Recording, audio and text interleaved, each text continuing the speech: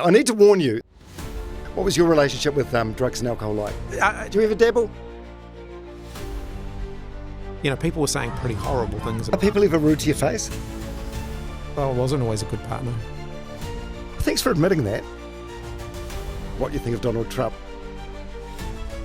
I introduced the world to Tony, so that triggered a whole lot of rumours. Tony is a very special woman, just to be clear. I was sitting in a cafe and Tony, a woman walked past and just slipped a little note, and then I picked it up. It's not nice. My physical health's not great. The decision that we took is not one that we would change now. Did we keep the measures up for too long? Oh, I think... The farmers hate you, don't they?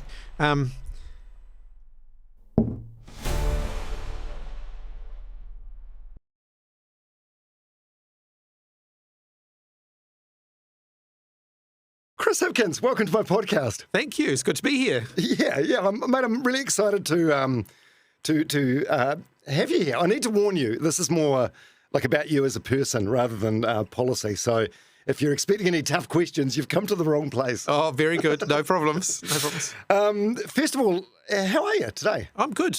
Yeah, no, I've had a busy couple of days in Auckland and Dunedin before that. It's parliamentary recess week this week. So Parliament not sitting means we get all over the country and get to do interesting things. And I actually find that's quite uplifting stuff. So down in Dunedin, I was visiting some really innovative businesses. So one of them was animation research. Ian Taylor, makes his name, gets his name out there a bit.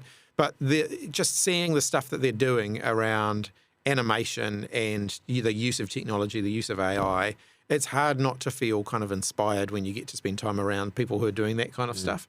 And that's what's great. It was one of the great things about the job that I get to do is you get to go out and you just get to meet these fascinating people, and it gives you a bit of an energy lift when you do that. So this week's been good. Yeah, it's cool that, isn't it? I had Sir Peter Beck on the podcast earlier this year from Rocket Lab, and there's a kid from Invercargill that had this outlandish dream and has made it come true.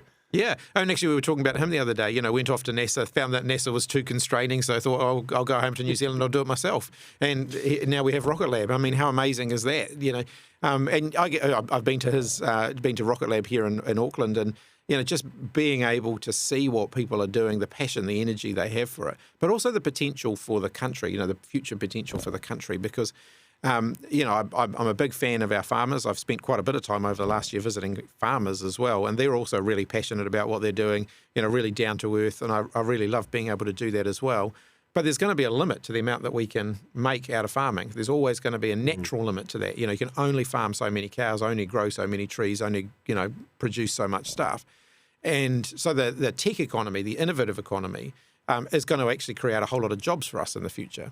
And so, we are going to have to do a lot more of that if we want to be richer as a country. And it doesn't mean that farming's not still going to be critical to us. It is, but it means that we've got to have other stuff as well. And so, people like Peter Beck, Ian Taylor, these are the people who are at the forefront of making all that happen for New Zealand, and it's pretty exciting. Yeah. The farmers hate you, don't they? Well, that's actually one of the reasons why I went to visit a whole lot of farms, because, I actually kind of feel a bit of an affinity with the farmers in the sense that, I would be quite happy being out on a farm all day, every day. I actually really respect what they do, and I can see why they're passionate about it, and I can see why they love it. And this impression, the Labour Party hates farmers. I thought, well, let's just go and talk to each other and see whether that's where we land up. And the reality is every farmer, and I've been to visit farmers who are definitely not Labour people, and by the end of it, we're getting on really well because, we actually do have some shared commitments. I think sometimes the farming lobby gives the wrong impression about New Zealand farmers. They give the impression, some would give the impression that New Zealand farmers just don't care about the environment, don't want to protect the waterways, aren't interested in animal welfare. And yet every single farm that I've visited, I've had entirely the opposite impression of them. They're going out of their way to protect the environment, to think about the quality of the waterways, to care for the welfare of their animals and so on. But I don't think that's the impression a lot of Kiwis get of our farmers. And it's a real shame because I think some of the sustainability practices in New Zealand farms are actually cutting edge. And, I think maybe one of our failings as a government is we didn't publicly give farmers enough credit for that. What we were saying to them is we want to make sure everyone's doing this. We want the whole farming sector to be at the cutting edge of sustainability and animal welfare and all of that. And actually most of the farmers I've spoken to want us to be that as well. So I think there was a bit of talking past each other that was happening there, and that, which I'm aiming to fix.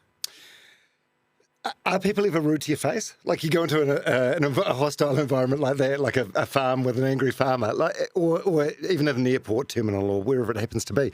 There's a lot of, like I mentioned you were coming in on Instagram and there were lots of questions, but there's also just a lot of like mean comments, things that I'd never bring up. Yeah, so that does exist at several levels. I mean, the worst of it's the stuff that people will write on social media. They'll never say that to your face. Others do, though, and it's still a very small minority. There's a human psychology to being a politician that takes you a while to get your head around. When I started as a politician, if you go out and about somewhere and you meet 10 people, 9 of them are nice to you and one's horrible to you, it's the one who's horrible to you that you're still thinking about at the end of the day, not the 9 who were nice to you. And so you have to kind of adjust your own sort of the way you think about things to reflect that.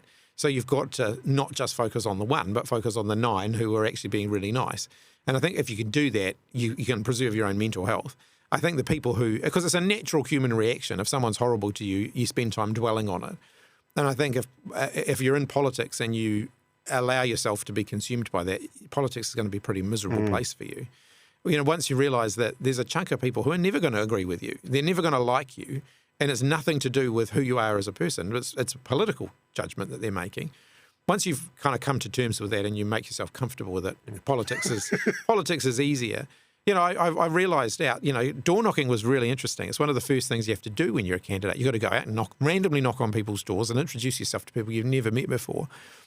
And I realised that there are people who open the door and they're like, "You're fantastic." And I'm like, "Well, I haven't said anything yet. You've never met me." And it's just because they've seen a Labour Party rosette on me and they're Labour people, and so therefore they think I'm fantastic, even before they've even met me. But the reverse also is true. I'll knock on people's door and they'll be like, "I think you're," and they'll say some pretty derogatory You've ruined stuff. the country. Yeah, well, 2008 was my first election campaign, and that was the one where Helen Clark had been Prime Minister for 9 years, and there was a degree of fatigue and also misogyny there. There was, people were saying pretty horrible things about Helen Clark by that point, and you'd get that, on the doorstep. And you realise that actually it's not me. I haven't said anything yet. This is not a personal reflection on who I am. This is just politics. This is just how people feel about Labour or feel about how things are happening. And yeah, once you can kind of compartmentalise that, it's not so bad. But having said that, it's not nice either. But there are little things that happen which kind of really give you a boost. I was sitting in a cafe in Petone a couple of weeks ago, and a woman walked past and just slipped a little note, which I didn't even really kind of notice at the time. And then I picked it up, and as we were leaving, and it said something really nice about what a great job she thought I was doing and keep it up and all that kind of stuff. And that sort of stuff happens, and it just gives you a real boost. You sort of think, there are people out there who like what we're doing, and that's great. I just can't imagine someone being rude to your face. Yeah, I know it does happen. I mean, I'm not naturally like that. If I disagree with someone, I'll generally try and find a nice way to say it. But there are people who are not that way inclined. And I think social media has emboldened a bit of that too.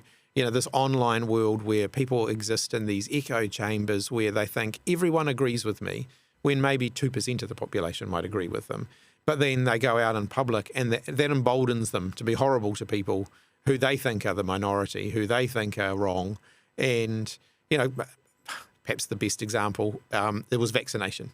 You get that really prompted some really nasty, horrible online, stuff, culminating in that protest that we saw out the front steps of Parliament. And the thing that really made me sad about that was I knew some of the people out there. I recognised some of their faces, and not all of them were at that end of of the extreme. Some of them were moderate, nice people who kind of got caught up in something, or in some cases, there were actually people out there with, I thought, altruistic motivations. So they weren't necessarily anti-vaccine. They just didn't believe that government should do things that kind of had an element of mandate about them. And so they were there on principle. Now, I actually respected that. Even though I disagreed with them, I did respect that. But then they got sort of swept up in something that ended up becoming a violent protest where they were throwing bricks at the police. And I don't think that's who many of those people were. But it just sort of shows how these movements can can sort of morph and take on a life of their own. Yeah, that was a crazy time, eh? But it felt like it got to a stage where anyone that had a differing view about the vaccine or whatever was sort of lumped into conspiracy theorists or tinfoil hat wearers. But I've had some people on the podcast like Gilda Kirkpatrick, Barbara Kendall. I haven't had Russell Coates on, but I'd like to have them on. They were involved with it, and they're like sort of sensible people. Yeah. I mean, and that's the funny thing. It did become a very polarising issue. And, I look at what's happened in the States over the last 20 or 30 years. I like going and visiting the US. It's been about just over 20 years since I had my first visit there. And I've watched the mood shift there. So over that 20-year period, the polarisation of US politics has just become so entrenched now. Where if you're a Democrat and your neighbours are Republicans, you won't talk to your neighbours. If you've got people in your family who have a different view to your own, you just don't talk to them anymore. And up until that kind of vaccine period, New Zealand sort of escaped that. We still all got on with each other, even if we disagreed. You'd still have a disagreement with someone down in the pub about politics, and that was okay. Whereas that was the first sort of hint that I had that New Zealand is also prone to that polarisation, because that stuff around vaccine, it did take it at an individual level, take the politics out of it for a moment. Within families, it became a thing. If someone was opposed to vaccination in a family, it became a real friction point within the family where people would stop talking to each other. And I get asked about this a lot because of what's happening around the world at the moment. And people say, how can we avoid that polarisation in New Zealand? And the answer at an individual level is actually quite simple. Keep talking to those people in your family who you disagree with. If you've got that auntie or uncle who says things that you think are racist or homophobic or whatever, and you don't like it, keep talking to them. Because when you stop talking to them, that's when polarisation starts to happen. And I think if everybody continues to adopt that mindset, then we can avoid the worst of that kind of polarisation that's entrenched in countries like the US. They're good people. Having a different view doesn't mean that someone's not a good person. And I sometimes get a bit frustrated by it, but then I see examples of where people are doing that really well, just talking, continuing to talk, and that kind of gives me hope. Yeah. Now, I wanted to largely avoid politics today, mainly because I'm not smart enough. I don't know enough, and I'm prepared to admit that. But also, you're former Prime Minister, but you're also hoping to be future Prime Minister. So I suspect there's a lot of things that, if we had this conversation in 10 years' time, it'd be a different one now. Like if I ask you what you think of Donald Trump, like you probably can't give me your real unfiltered, honest answer. Yeah, no, that's true. There's still diplomacy still has a role, if you are Prime Minister, you have to work with whoever the rest of the world elects as their leader. And that's true. I think people who know my values will know that they're very, very different to Donald Trump's. I think I can say that without breaching any sort of diplomatic protocols. But if I became Prime Minister again, he's still the US President. I still have to work with him. I do find some of his past actions very, very difficult to excuse, and I never will, actually, to be frank, because I think one of the things about diplomacy is you don't have to give up your own values in order to be diplomatic. It's about how you express them that you might change, and I think that is something that's a bit misunderstood. I think this idea that because we're a small country, when we go around the world, we just have to, being diplomatic, maintaining kind of relationships with other countries means that we have to somehow give up what's important to New Zealanders. It doesn't. You can still express those things, but you just use different language. It's not inflammatory language, it's respectful language. And so, I went to China, I sat in the Great Hall with Xi Jinping, and I made very clear New Zealand's views on issues around human rights, for example.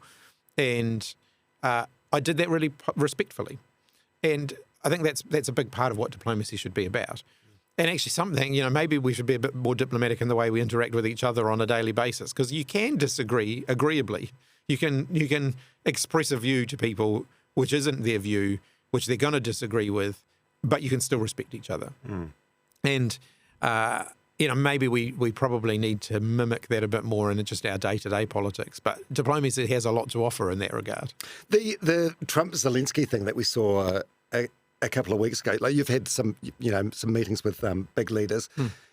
Does that happen behind closed doors? And we just saw that in front of camera for the first time. Is it showmanship? What is it?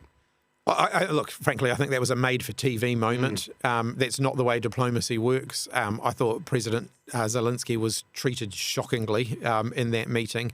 And I don't think that in any way reflects the sacrifice that the people of Ukraine have made over the last couple of years. They've fought valiantly for values that are very important to New Zealand and used to be important to the United States as well. And I hope that the US won't depart from them for too long. But that idea of sovereignty around your own country is a pretty important pillar of what has up until now been consensus around international diplomacy, law, and action. And we don't seem to be in that zone at the moment. The zone we seem to be heading into is that might is right. And I strongly disagree with that. It means small countries like New Zealand will have to really rethink our approach to international relations and what we expect of our friends, because I don't think that might is always right. And we seem to be heading in this view that if you're a massive country with a massive military, you can do whatever you like, and smaller countries just have to suck it up and live with it. And I think that would be a disaster for the world. Oh, thanks for that. So who are you outside of the job? Like what music are you into? Yeah. Movies, TV shows? You wouldn't have a lot of time for a lot of screen time, would you? I don't get a lot of screen time. I mean, occasionally, a little bit of Netflix at the end of the day just to wind down maybe. But and then when I do that, I tend to watch box series and just sort of binge watch or a movie or whatever. I do really enjoy DIY at home. I like to be able to do things that I can see a result from at the end of it. So going and growing stuff in the garden is great because you can plant something and then you can sort of look after it and, you can watch it grow. And if it's producing food, which I enjoy doing, there's a real satisfaction of being able to grow something and then eat it. Or then, grow something and then cook with it. It's really cool. So I like to do that. I like to make things. I've got probably a huge amount invested in my garage, which is ridiculous for someone who spends very little time in it. But it does mean, I can make cabinets and bookcases and stuff like that. So put new bookcases in the kids' bedrooms recently and built a new cabinet to go under the TV to, store all of their crap out of sight. And, all of that kind of stuff. And I really enjoy doing that. I find it really relaxing. And the satisfaction you get at the end of the day for looking at it and going, I made that, is I get a lot out of that. And I like to do things that I've never done before. So the cabinet that I made last year had those sort of soft close hinges and casters on, drawers with casters. I'd never done that before and didn't get it completely right. The drawers are a little bit sticky, but you learn from doing it and it's good fun. So I like to do that. Love to go for a long bike ride. I find if I'm doing stuff that's work related, if I'm particularly on when I'm working at home, because one of the things that I think that's changed about the world in the last 4 or 5 years is that we're all much more used to doing things at home.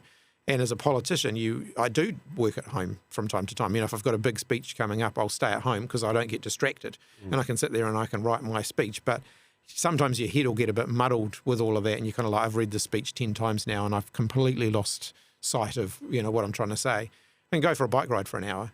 Then when you get back, suddenly you find that your sense of clarity has returned, and you can really do a much better job of it. So, I love to be able to get out on my bike. Upper Hutt's great. It's a city, but literally if you bike up and over the hill, you're in farmland. It's a sort of a 20-minute bike ride to get over the hill, and then you're in farmland, and you can just go and bike, and it's big and it's open and it's fresh, and I love to be able to do that. I love the beach. Raumati Beach is, my family's been going there ever since I was about, I suppose it would have been about 9, and it's a pretty special place for us. So my kids love it too. And, again, it's like a big long walk on the beach has the same effect as a big bike ride. It clears your head out and puts everything back in perspective. You can, your troubles seem quite small when you're on the beach because everything is so big. And, so that's a bit about me outside of work. Yeah. What about music? You must be a bogan. Yeah, a little bit. Upper heart. You've got to be a she-head guy. Yeah. Although yes, but then I also kind of going back to the 80s, which is where my musical tastes were kind of formed, as sort of Bon Jovi, Midnight Oil, those kind of bands from that era, and actually some real kind of Kiwiana music. I still love Crowded House, Split Ends, Dave Dobbin, and Dee Dee Smash, from back in the day. It was stuff that emerged around the time that I was sort of at university. Golden Horse is still a favourite on my phone, which I like to listen to on a plane. That kind of, it's a pretty eclectic bunch of music, really. Yeah. What were you like at university? You did was it a BA in criminology? Yeah, I did. So when I started university, I was kind of almost a reluctant university student. I left school. I didn't really like school that much. And I left school not really sure what I wanted to do. My parents really wanted me to go to university, so I enrolled in university. I then spent the summer holidays. I got a job over the summer holidays working for Quality Bakers, stacking bread in the supermarket. And I actually really enjoyed that. It was hard work, it was physical work. But I was 19 or whatever, 18, 19. So I was fit. And so I was, I really quite enjoyed it. And you could sort of walk away from it at the end of the day, and that was that. And I did quite enjoy that. And I enjoyed having the money that went with that. And so when time came to sort of reduce from working more or less full-time as I was down to part-time, I kind of was a bit reluctant to do that. But I did it. And the first year at university, I was kind of, wandering around sort of trying to find my place. And then by the end of my first year at university, I'd kind of made some new friends. I was one of only 3 kids from my school that went to university. So, it wasn't like I had a friend group there. So I made some new friends. And I kind of had settled in by the end of my first year, and I got into student politics in my second year. And I kind of went from being a quiet, introverted kid who just sort of, kept to himself to being much more active and involved. And, that, I guess, kind of began the formation of who I ended up becoming as a politician. I still have my introverted moments, as the media famously like to report on from time to time. But do they? I missed that.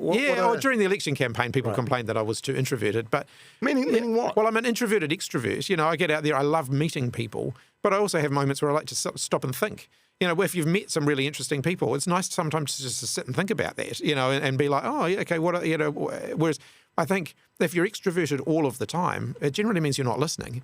And I like to listen, and that's one of that's part of the magic, I think, of being in politics, is you get to listen to other people, and sometimes they'll say things that make you actually rethink what you actually believe. And I think when you lose the capacity to do that in politics, I think you're actually doing a great disservice to yourself and to everybody else. My views on different issues would have evolved hugely in the 16 years I've been an MP. My views on things will have changed enormously in that time, because the world changes and you learn more, and the challenges in front of us change, and you have to be willing to change. And if you're not willing to change, I think you basically just become a relic of the past. I think there's still a lot of politicians whose views on the economy, whose views on how we should live our lives is sort of locked in the 80s and 90s. The world's moved on. Technology's moved on. The way we live has moved on. You think about what AI is going to do to us all. It's and I say that with a degree of both foreboding and optimism. AI is going to be amazing on some levels. You thought things that you can do now that you couldn't do even 2 years ago because AI allows it. It's just so exciting. But it's also going to fundamentally change the way we live, the way we work, and we've got to just be open-minded about that.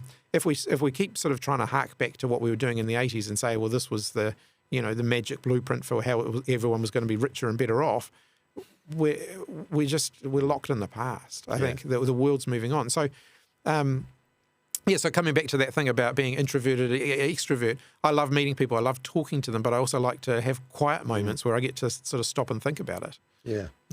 So you and I are a similar age. I think we're a couple of years old. Actually, you're getting older when you get pulled over by the police and they look like a kid. Yeah, absolutely. You go to the doctor and you're like, yeah. Or they stop asking you for ID at the supermarket. Yeah. Now when I buy a bottle of wine, they don't even look at me in the peripheral vision. Yeah, that's right, yeah. You're good. So we're similar age. I'm from Palmerston North, which is a university town. Just trying to think back in the early 90s. I never went to varsity. I went straight to radio, but I was definitely like a binge drinker. I think ecstasies, disco biscuits were the drug of choice at the time. What was your relationship with drugs and alcohol like? Did you ever dabble? I smoked a little bit of weed at university. I didn't do anything harder than that. Certainly was a binge drinker. I think most university students will go through that. Funnily enough, sort of reached a period when by the time I got into my 30s, or late 20s, early 30s, where I just found I didn't enjoy that as much anymore. I found that waking up in the morning, my body didn't absorb it quite the way that it used to when I was in my early 20s. And so really kind of slowed down. You know, the idea of a night out now for me is, I'll go out and have a few drinks. I enjoy it. I slow down a bit. And it's probably if I went back to my 20s now, you realise that I can't remember a lot of it. And I'm not sure that that was a great thing. You know, what did I miss out on, or what did I do that I now can't remember that might have been a good memory? You know, so I think we do need to have honest conversations around alcohol. You know, and I've met a lot of people who are kind of my age who've given it up completely. I haven't gone that far. Still like to have a glass of wine on a Friday night or a beer at the pub or whatever. But I have definitely slowed down. Yeah. Yes, same. I just find I get so much more done. And, yeah. Yeah. So the few hours of pleasure you get, it gets to the point where it's just not worth it. Yeah, totally. Risk versus reward. Let's talk about some of your viral moments. So I've got a bunch of them here. First of all, this is probably number one on the... I know where this is going, yeah. Yeah. Actually, I've got like 1, 2, 3, 4 things here. We'll start with the spread your legs. Yeah. I knew you were going to start with that. So this is when you were Deputy Prime Minister? No, Grant Robertson was Deputy Prime Minister. That's right. No, I was the Minister for COVID and everything else, and education and a bunch of other things. And we were doing this press conference, and you do the press conferences every day. At that point, we were doing them every day, and I think people didn't. If you didn't see behind the scenes, you wouldn't realise how much went into that. You know, for us to do that 1 o'clock briefing, we would generally start first thing in the morning. There'd be meetings, there'd be online Zoom sessions, you'd be, and then we'd have our final kind of Zoom session at about 11:30, where they'd give us the most recent up-to-date. So the Zoom session would bring in people from all around the country, people working in the labs, people working in the MIQ, people working in the hospitals. We get all of that, and it'd all kind of come down at us at about 11:30. And then by about 12:15, Ashley and I would sit, or whoever it was that was doing it, we would sit down and we would kind of filter through it, be like, okay, what are the main points we need to let people know about? You'd put that into a script that you'd read at the start. What are the things we're going to get questioned on? So that's hours of preparation. But when you're doing it every day, you do get to that point where your head kind of almost goes into a different zone. And sometimes things... That one was almost like an out-of-body experience where I got asked this question and I was still thinking, I think, about the previous question that I'd been asked. And so I gave this answer, and I remember at the time thinking, I've said something that's making people snigger a little bit, and I couldn't figure out what it was. And then I felt my phone vibrating in my pocket furiously. And then we kept on going. We got through a few more questions, and then Ashley was giving a long answer about something, and I thought, I better just check my phone. So I got my phone out, and I was standing there at the podium. I looked at my phone, and it was a message from a prominent journalist who basically just said, stretch your legs. And suddenly the penny dropped, and I realised what I had said. And we still had like a good 10 minutes of press conference to get through, and so I tried to sort of maintain a straight face for the rest of the press conference, and then I made a joke about it at the end. And it's just one of those things where when you're focused on you're trying to kind of give out as much information as you can, but you're also trying to be accurate. You're trying to make sure you don't say things that aren't right.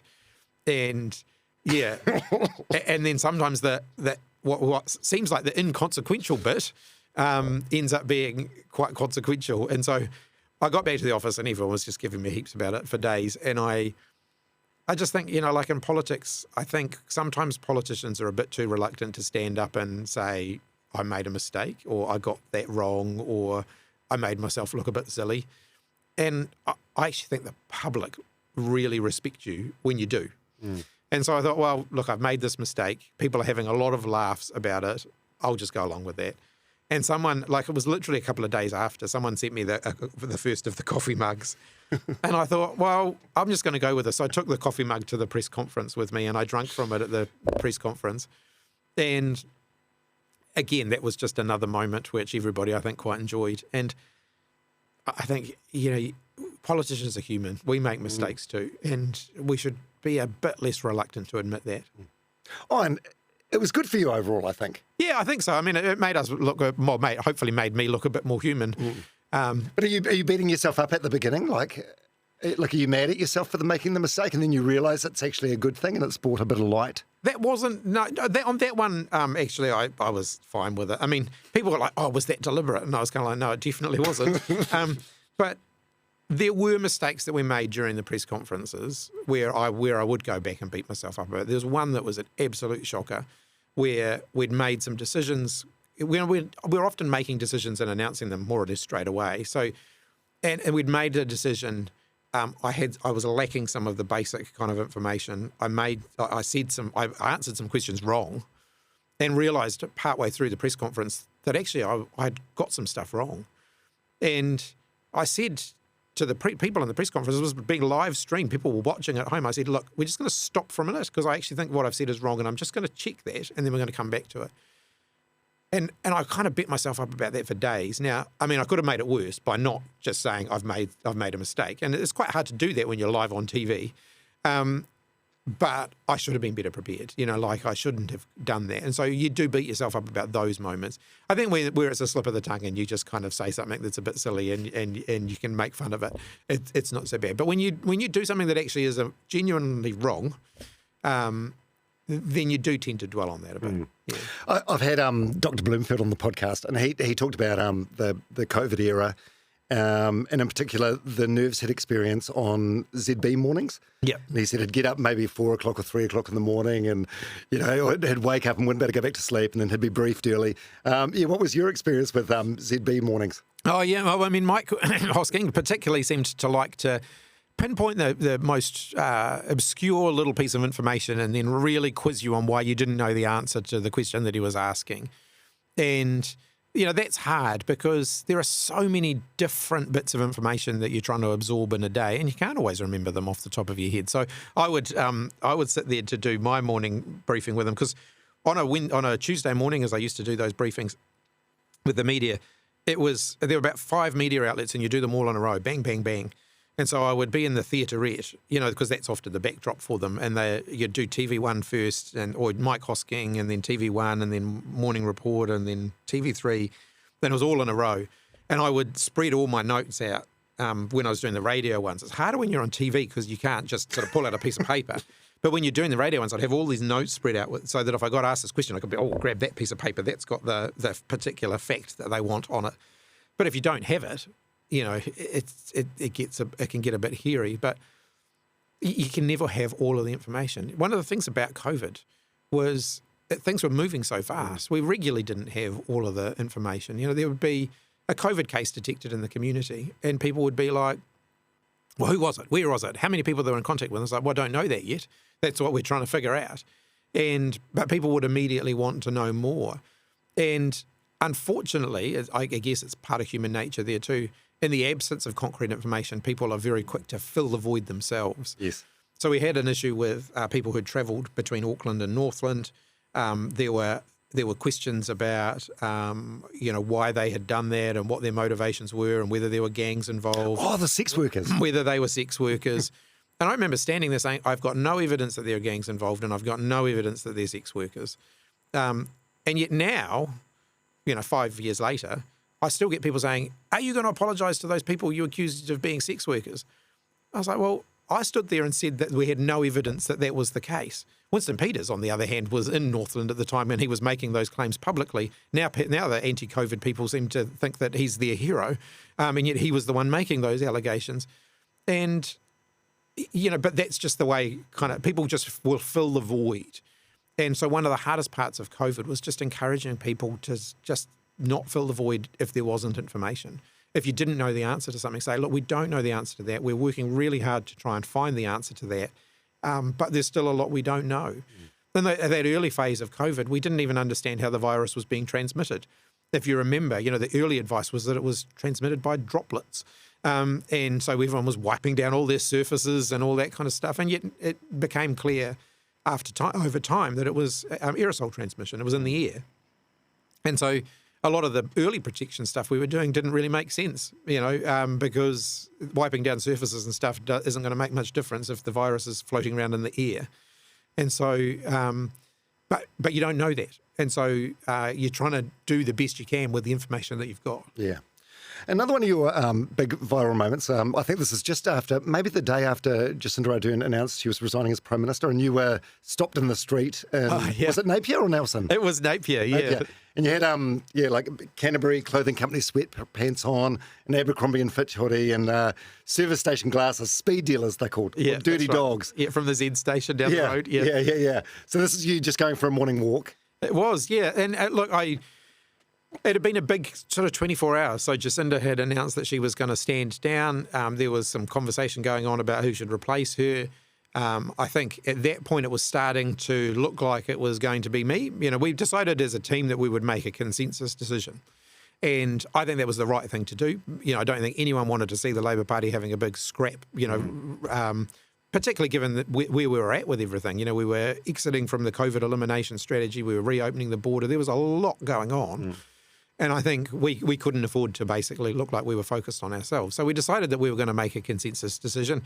A lot of phone calls overnight, a lot of people chatting to each other and everything. And it was sort of heading in my direction at that point. And I just needed to kind of clear my head a little bit. And I thought, well, I'm probably going to, when I get to the airport, the media are probably all going to be lined up at the airport filming me getting onto the plane and everything. And so I thought I'll just go for a walk along the waterfront. So I thought I'll just slip out the back. And I made it most of the way down the road. I bypassed all the media, and then just coincidentally, there was a TV journalist from TV3 walking back to the hotel, having been somewhere else filming something else. And next thing you know, cameras on, and I was kind of like, oh, okay, here we go. So I just sort of owned that. But that was an amazing kind of 48 hours, really. I remember getting onto the plane in Napier, not sure what was going to happen, but getting a text message literally as they were closing the plane door, basically to say that I was going to be the only nominee. And then they closed the plane door and told us we had to turn our phones off. I was like, oh, you've got to be kidding.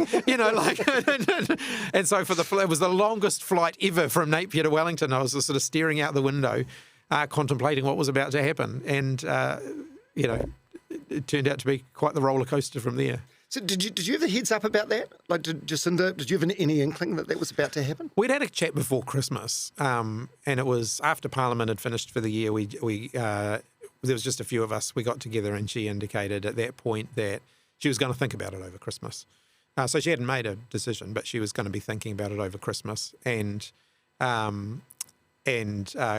good friend Grant was in the same conversation, and he said that he was also going to be thinking about it over Christmas. And I thought, well, that was a bit of a surprise to me, because I'd always assumed that if Jacinda at any point stood down that he would want to do it. And then he rang me mid-January and said, I've thought about it. I'm not going to do it if Jacinda stands down. And then, of course, Jacinda confirmed it at the caucus that she had decided that she was going to stand down. So I'd had a summer thinking about it. If she does stand down, what will I do? But yeah, it's still a pretty momentous thing, and not something I'd ever really anticipated. I had things that I wanted to achieve in politics. I hadn't necessarily ever thought that I'd want to be Prime Minister. I mean, I think all politicians think about it. I think any MP who says, I've never thought about being Prime Minister, clearly is not telling you the truth. At least at the beginning of your career, everyone that gets into Parliament everyone thinks about it. Whether they aspire to it or not, they think, could I do that job? Would I want it? Everyone thinks about it, and I had as well. And I'd kind of, when Jacinda had taken over as leader, I'd kind of decided that, okay, this was probably me. This was, my role was to be one of the team. And I hadn't necessarily thought that I would end up becoming Prime Minister. But then when she stood down and we kind of looked around, it almost became like a logical thing. I was probably, outside of Jacinda and Grant, probably the next highest profile person in the government, probably in the best position to try and step in mid-flight, so to speak. And so I decided to do it. I absolutely loved it. I had 8 months at it, probably only about 6 if you take out the election campaign, because in the election campaign, you just focused on getting elected. So I had about 6 months as genuinely being Prime Minister, and I absolutely loved it. And I actually think if I get re-elected at the next election, have a chance to be Prime Minister again, I think I'll be much better at it for having had that kind of 6 months at it, because having 6 months at it, working out what we did well, what we did wrong, and being able to go back and go, okay, if I get to do it again next time, how would I do it differently? I think that actually gives me a head start in a way that most incoming Prime Ministers don't. The learning curve is steeper than you ever could imagine. And I had been a senior minister in government, and had worked really closely with Jacinda, and sort of thought that I knew what I was stepping into. You don't until you do it. And it's a much steeper learning curve. Everyone, I've watched, Christopher Luxon, I'm not going to get political about it, and I'm not going to criticise him on this podcast because I don't think that's the spirit of the kind of conversation we're having. But I've watched him, and I've watched him go through some of the things that I have done as well, I went through as well. And it doesn't matter what your background is. It's, chief executive of an airline, senior government minister, you can have done some amazing things. Being Prime Minister still is just a whole new world. Yeah, since you mentioned his name, it looks like he gets angry, eh? Looks like he gets flustered. I think so. I think he probably suffers from what a lot of people suffer early on in their political career, as it hasn't been in politics very long, in that I think sometimes you need to just step back and take a deep breath from time to time. I think you can't take all criticism personally. You can't get defensive.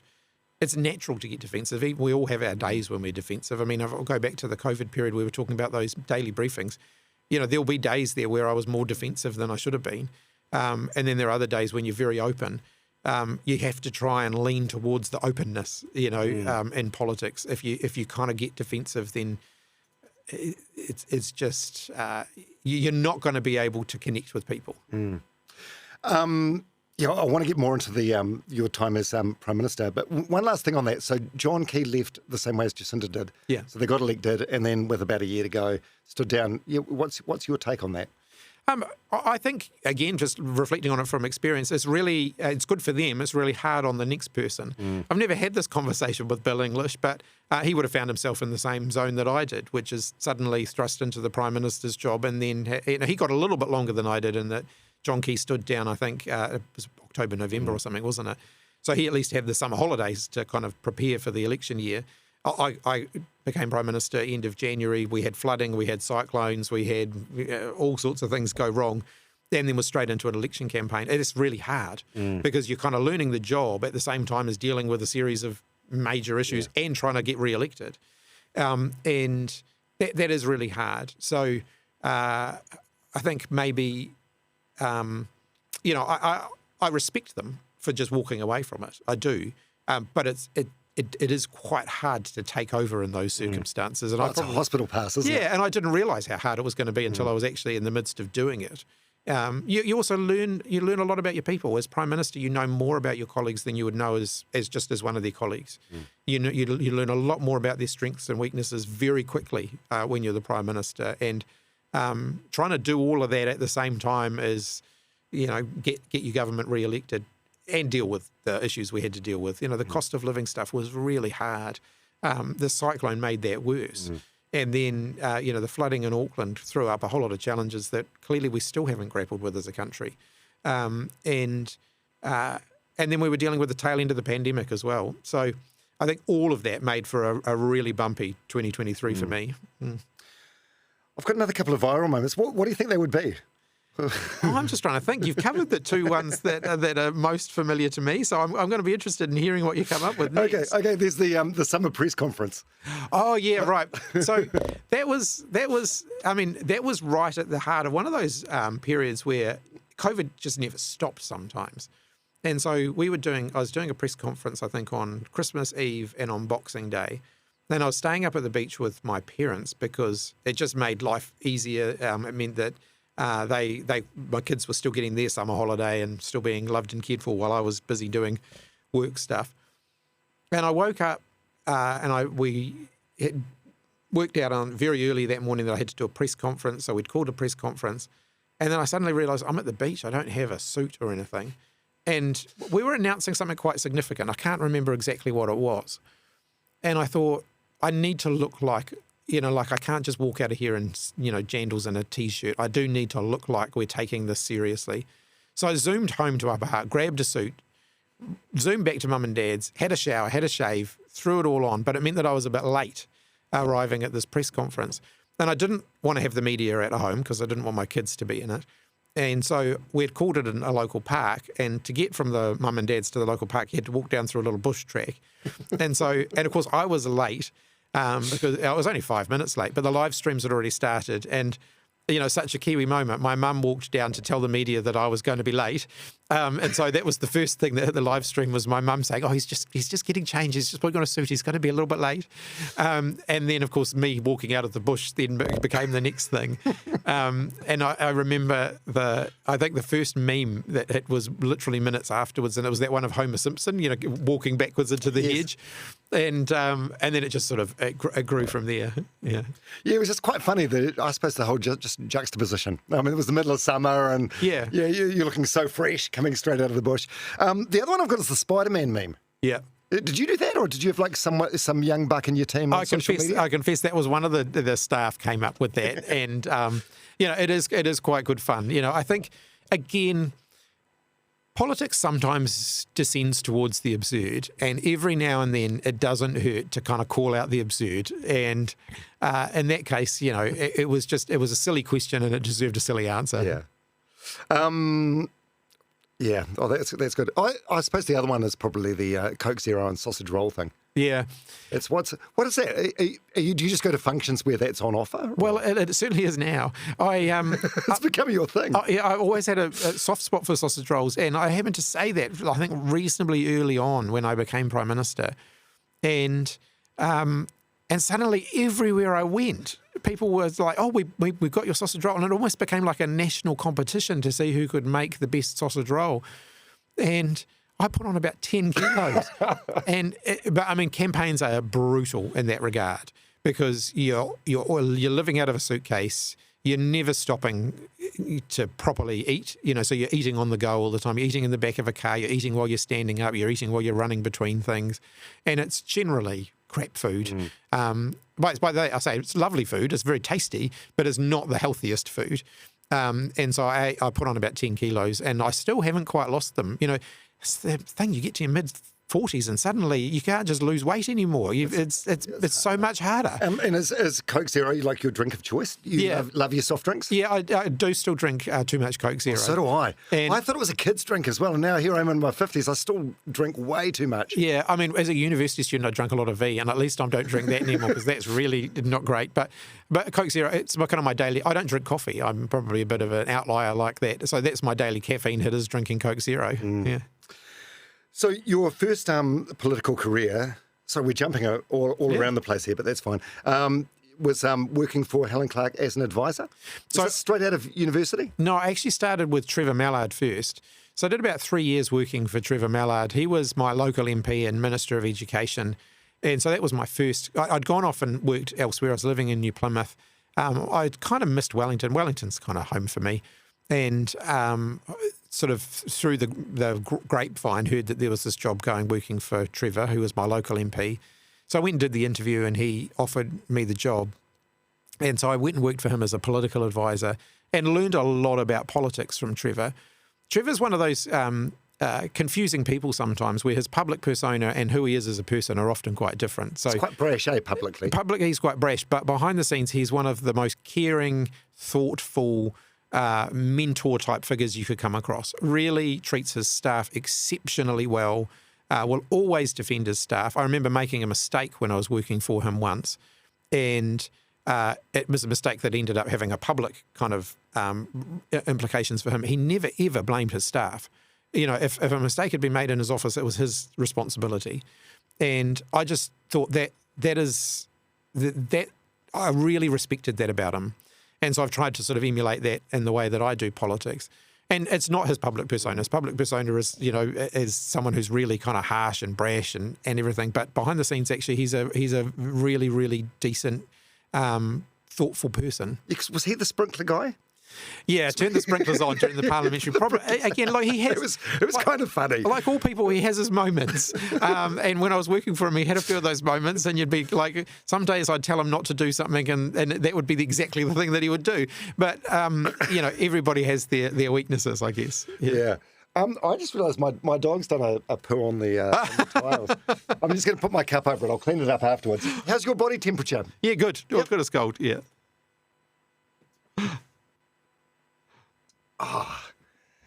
Yeah. So then, Helen Clark. Yeah. Yeah. What was your experience of working with her? I was only in her office reasonably briefly. I came back. So after working for Trevor for about 3 years, I went and did my OE. Travelled around the world, and then had run out of money, as you do. Was in a job that wasn't particularly well paid in the UK, and then a friend of mine contacted me and said, someone's going on maternity leave in Steve Mahari's office. Would you come back and just cover maternity leave? And that happened to coincide with the Kiwi summer. And I thought, oh, well, I'll come home for the summer, and then I might go back to the UK after that. And then a whole lot of things all happened at the same time. So one of the things that happened was Steve Mahari announced that he was retiring. Helen Clark and now basically there was a job going in her office, so I went to work for her.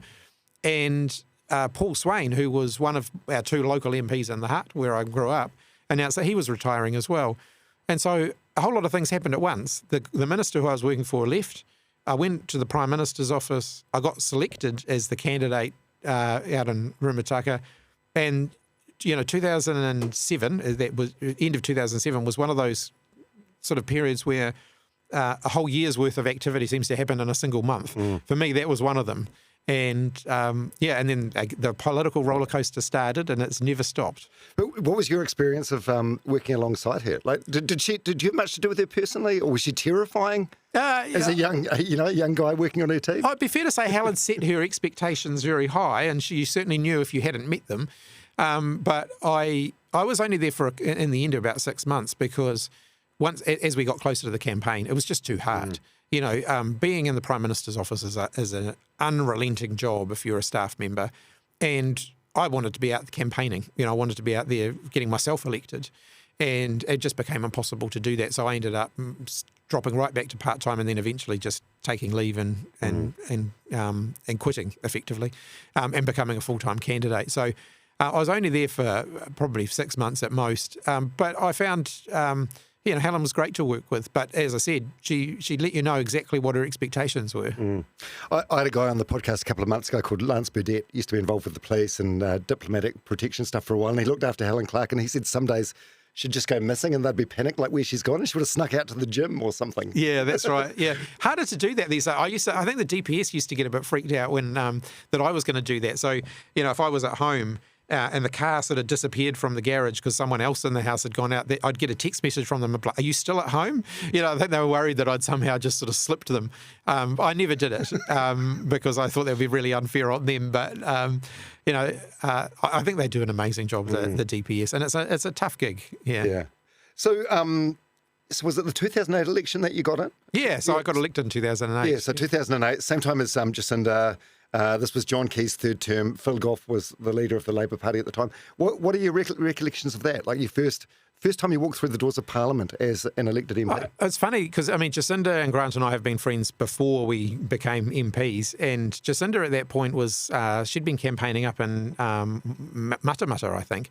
And so she came down, and the night before our maiden speeches, she came in, she stayed at my house that I was renting in Upper Hutt, and was asking my opinion on what she should wear for her maiden speech. And she had all these different dresses that she was trying on and was asking my views. And I was just like, you're really asking the wrong guy. I know nothing about any of this.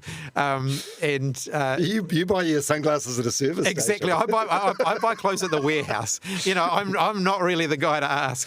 But I remember the feeling of walking into Parliament's debating chamber for the very first time. And I remember it really well because I still get the same feeling now.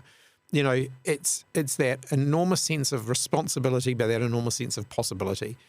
And, when you think about all of the debates that have been held in there over the years, the huge decisions that have been made by Parliament over the decades, it's hard not to kind of feel both that weight of responsibility, but also that sense of possibility.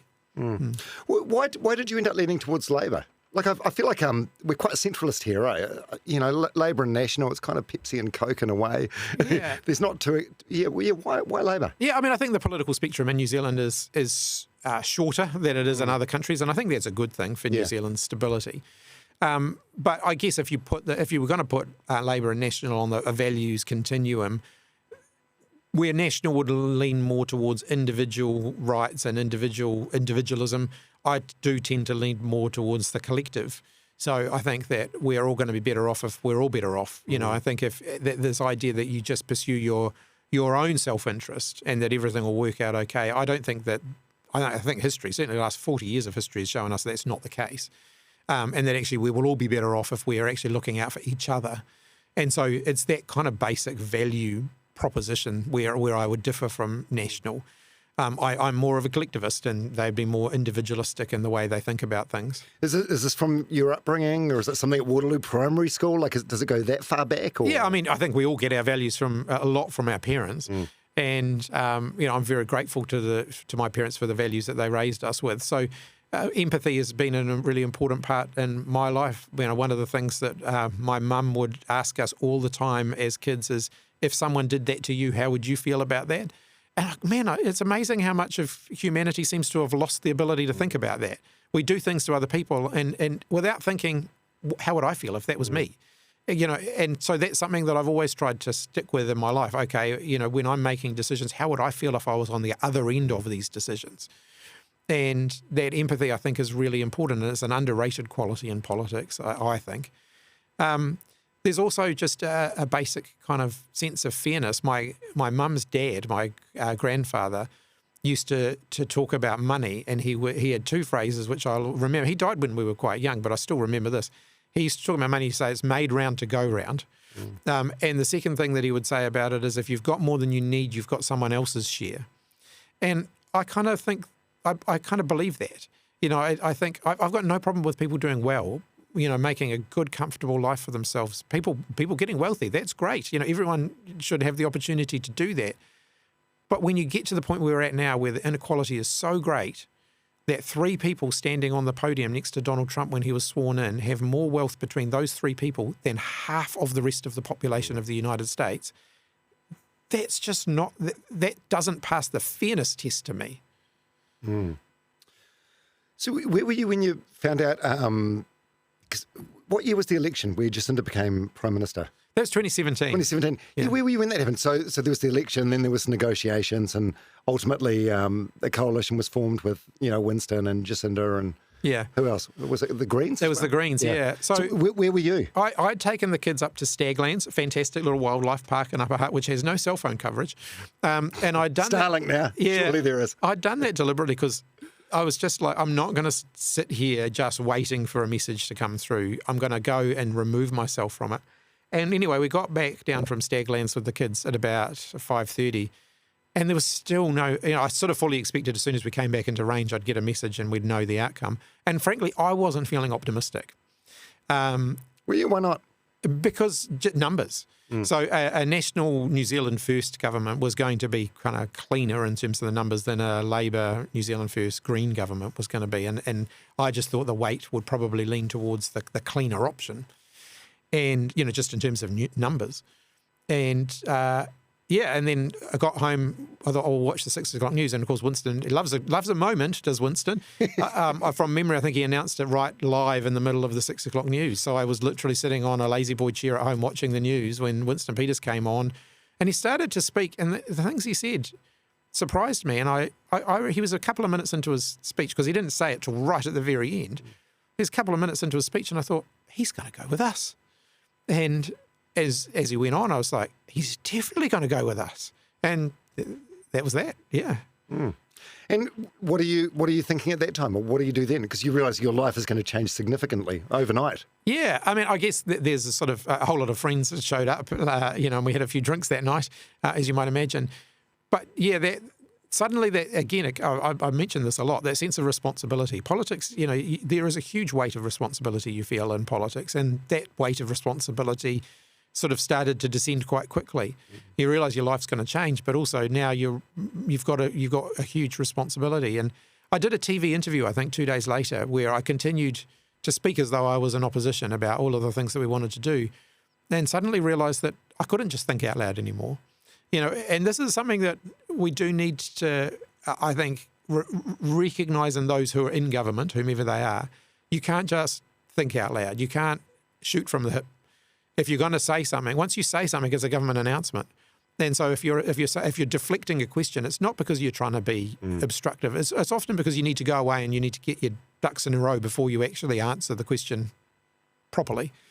And I think that really kind of struck me in those first few days. Okay, now I've got to make sure that everything I say properly stacks up. I can't just shoot from the hip so much. What portfolios did you end up with straight away? So I was Minister of Education, Minister for State Services, which is the public service, Leader of the House, so running Parliament for the government, and Ministerial Services, which is a sort of an administrative role for the government, basically just making sure ministers all get what they need, the support that they need. Yeah, you sort of got a reputation as being like a safe pair of hands, like Mr. Reliability, Mr. Fix-It. Your workload must have increased like exponentially, like almost overnight. Oh, massive. And those jobs were huge because I was the first Minister of Education in several decades that did the entirety of the portfolio. So before that, it had often been split. Someone would do tertiary education, someone would do early childhood education, someone would do schools. I did the lot. And so that was a big portfolio in itself. But I really wanted to do that because I'd spent 5 years as the opposition education spokesperson, and I had a lot that I wanted to do that kind of connected the bits together. I think that pathway between school and whatever happens next is pretty patchy in New Zealand, and I wanted to fix that.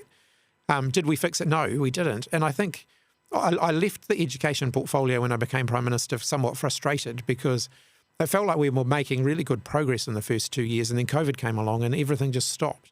Our ability to do any kind of meaningful education reform just stopped. And for the next 3 years, we were just focused on keeping the system going. I'd talk to school principals and they'd say, when I get out of bed in the morning, I count how many kids are coming to school, I count how many teachers I've got available, and I hope that I can make that add up. Because, COVID was just turning everything upside down. And we sort of spent 3 years going through that. So I left the portfolio really frustrated that we hadn't been able to do the stuff that I wanted to do. And, I hope back in government next time that we will be able to come back to some of those things because,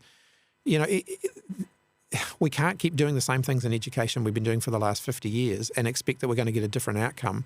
The world's changed. Reading, writing, maths, very important foundational skills, but not enough. Kids need to learn critical thinking. It's all very well to say you can read something on the internet, but how do you know whether it's true? We actually need we need to teach kids how to critically evaluate stuff. Kids have got to learn about the skills they're going to need for the world that they're going to live in, not the world we were living in 50 years ago. And we've got a lot of unfinished business there.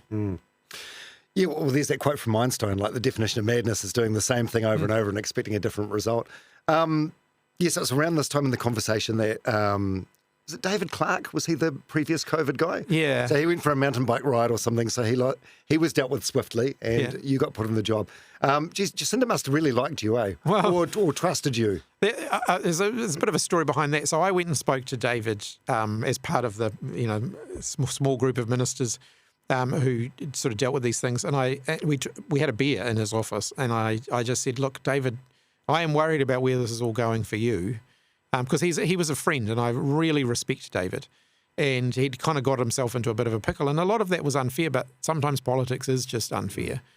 And I thought it was the public sentiment that had sort of suddenly swung against him, I thought was actually really unfair, but it had happened. And politics can be like that. And we had a discussion, and one of his major concerns was, well, if I step down, who's going to do this? He had all these sort of balls in the air and he didn't want to see things falling apart just because he'd suddenly departed. And so over the space of the next sort of 12 hours or so, there was a number of conversations and, he indicated to me that he thought I should do it. I went to Jacinda and had that conversation where she sort of gave me that raised eyebrow thing, which was effectively, my instruction. And so I ended up picking up the health portfolio and, man, just becoming Minister of Health is a big thing. Becoming Minister of Health right in the middle of a pandemic, that was something else altogether. But I said, because, I did have this frustration around education where I felt like we were on our way to achieving some great things, but we weren't there yet. And I didn't want to give that up. And so I said, look, I will do health for you until the election. And the election was only 4 months away. So I will do this until the election. And then you can make someone else Minister of Health after the election. It'll give you the stability. It means that I can... And the education work program we had was at that point where actually the Ministry of Education and schools and stuff needed some time to go away and actually just do the work that we're asking of them. So I thought, I can manage this for 4 months. Well, I would go home every night with, piles of paper this thick, and I'd be there at 3 a.m. thinking, maybe I've bitten off more than I can chew here. But we got through to the election, and then Jacinda said to me, I really want you to be Minister of Health. We can give education to someone else. And I said, I really don't want to do that because, I want to see this through. And COVID was only going to, in my view, at that time, COVID was, another 6 months, this will all be over. This pandemic will all be over and life will get back to normal, and I want to go back to doing education again. And so we reached a compromise. Andrew Little became Minister of Health. I kept the responsibility for COVID, and I kept being Minister of Education. I never imagined at that point that we'd still be dealing with COVID 2 years later. And had I known that, I probably would have actually made some different decisions about that. The education reforms that we wanted to do just kind of got stuck, and we just couldn't progress them because of COVID. And it wasn't just because of lack of time on my part. I would have made the time to do it. It was just that you couldn't ask schools to do major reform when they're just functioning day to day. And so I left that portfolio very frustrated, but I also just never imagined that COVID would have lasted for 2 years. And we probably would have made different decisions about how we set up the response if we'd known it was going to be nearly 3 years. Yeah, hindsight's a bit of a pointless game, but with the benefit of hindsight, did we keep the measures up for too long? Oh, I actually think we got the first bit of COVID really, I think we, the first year we were the envy of the world. Always lessons to learn, but that first 18 months, I reckon we nailed it. I really do. I'm really proud of it. But the exit from elimination was the bit that we didn't get right.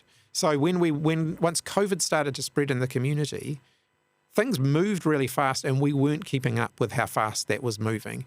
And I think it was because we'd got so far with our very cautious approach. When we'd made some bold decisions in the beginning that had worked, and then we had been very cautious thereafter.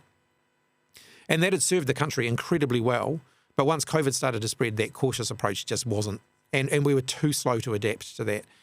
And probably the two things where I think if I could go back and do them differently, one would be how we treated Auckland at the end of that final lockdown. I think we could have still had the boundary around Auckland, but given people more freedom within Auckland, so as long as people were staying in Auckland, not spreading around the rest of the country, more freedom there. And then we probably could have released that boundary around Auckland earlier. And then the international border, I think we had a plan around how we were going to reopen the border that was stepped us through what was a logical sequence. And we brought that forward, but we stuck roughly to the plan, even once COVID was spreading within the New Zealand community. And I think we probably should have been a bit more arbitrary. And we were trying to balance too many things. It's an interesting dynamic. I've reflected on this a bit. When we were in the height of COVID, we were basically responsible for everything.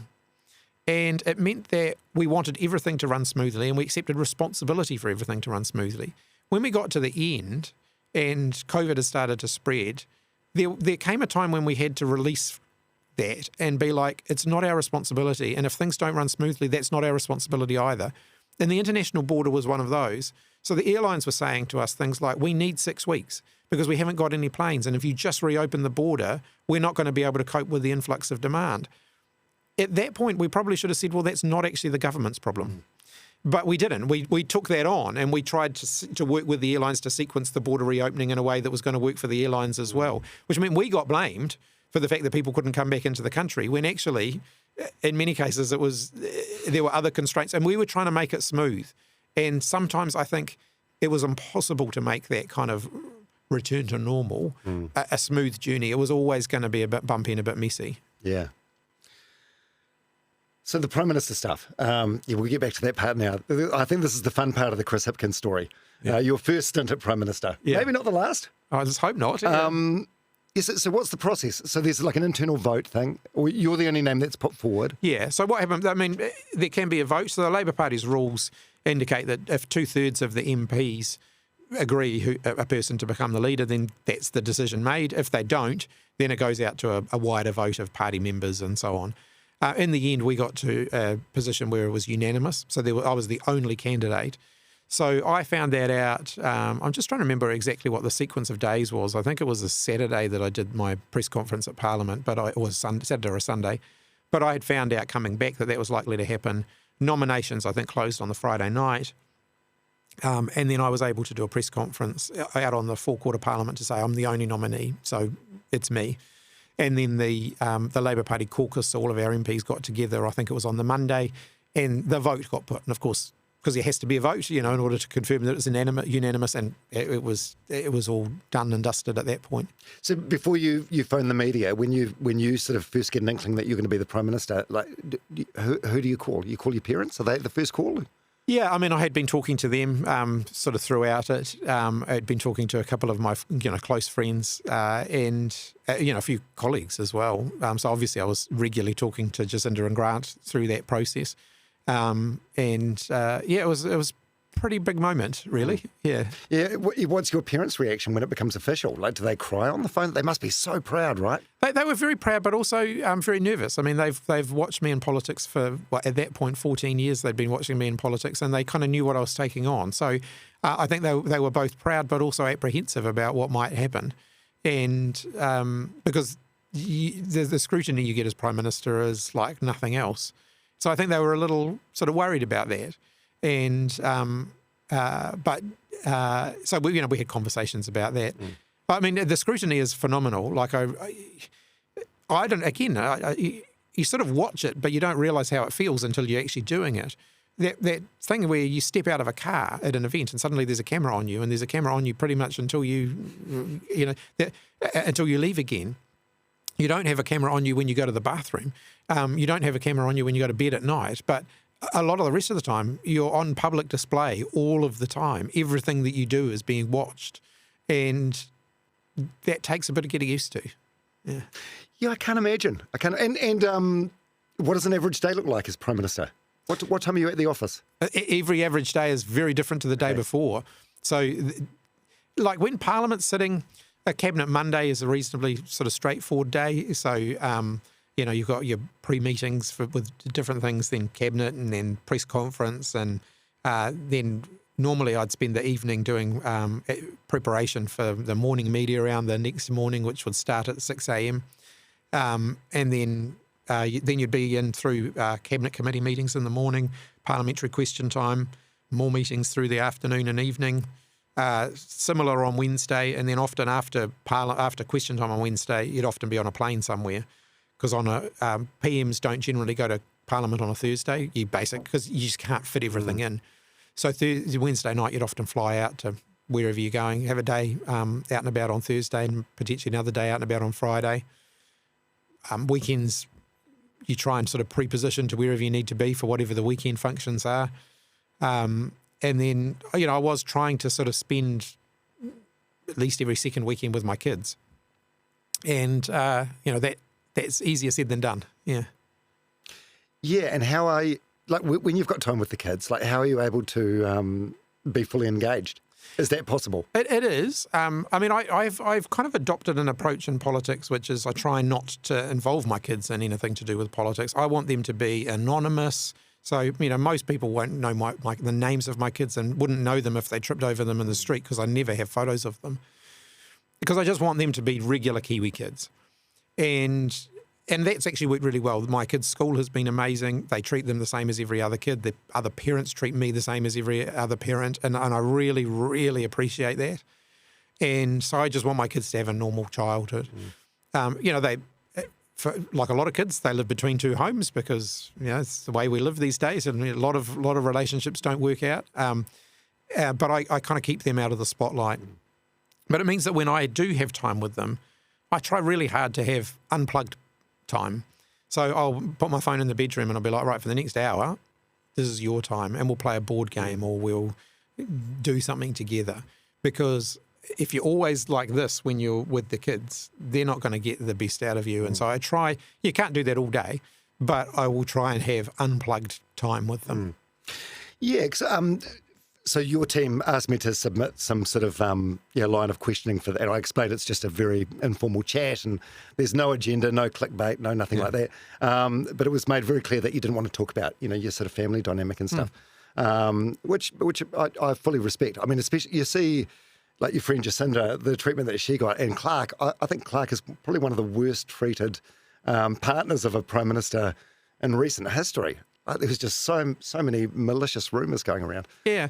And look, there's a lot of that sits underneath it, and I try to ignore it. What about imposter syndrome? Are you familiar with the term imposter totally. syndrome? When you became Prime Minister or even in Cabinet or whatever? It absolutely happens. Like, I remember when I first became a minister, I moved into an office in Parliament called 6.3. That was it was Steve Mahari's old office, where I had worked there as a staff member. And I remember sitting at my ministerial desk on those first few days, sort of fully expecting Steve to walk in and be like, "What the hell are you doing sitting at my desk?" It was kind of, you have those moments where you kind of like, "Oh, so I'm the one doing this now." And I went and caught up with Grant at the end of the day, and he was in what was Michael Cullen's old office, and he had exactly the same thing. We were just sort of sitting there waiting for someone to come in and tell us to get out. I think everybody, when they're thrust into a really important job like that, probably feels that way. What were the coolest things about the job? You got to go to the coronation, eh? The King Charles coronation. Yeah, King Charles's coronation was pretty awesome. Yeah. Going to China was phenomenal. Going to the Great Hall of the People, meeting President Xi Jinping, meeting King Charles. That was a weird experience. I got off the plane in London at Heathrow and went straight to Windsor Castle. I hadn't even had time to have a shave. Went straight to Windsor Castle, and I was sitting down meeting with Prince William. And, I mean, he was lovely. And he knew that I just got off the plane, so I think he probably gave me some latitude for being a little bit jet-lagged. But just that whole visit was quite surreal, really, being at an event like that. I was in the coronation itself. I think I was sitting between Justin Trudeau from Canada and Albo, my mate from Australia, and sort of thinking, this is just weird. This is a big day for a boy from the hut. Yeah. Yeah. Do you have many of those moments where it's like, what the hell? How did I end up here? Oh, absolutely. All the time. So I'm just getting a slightly croaky voice. Yeah, I do. But the thing is, you then realise that they're just all people as well. I got on really well with Albo from over in Australia, and we'd find ourselves just, at all these big international events. And I remember saying to him at one point, I think we'd both arrived at something, there's been this sweeping motorcade. And I just said, I don't think I'll ever get used to that. And he said to me, and I thought this was really great, he says, mate, the day we get used to this, we should quit. And I thought that's absolutely right. The day it starts to feel normal is the day that you've been doing it too long. Yeah, and what was the one thing about being Prime Minister that you didn't expect? Or like the biggest surprise? Is there anything that stands out?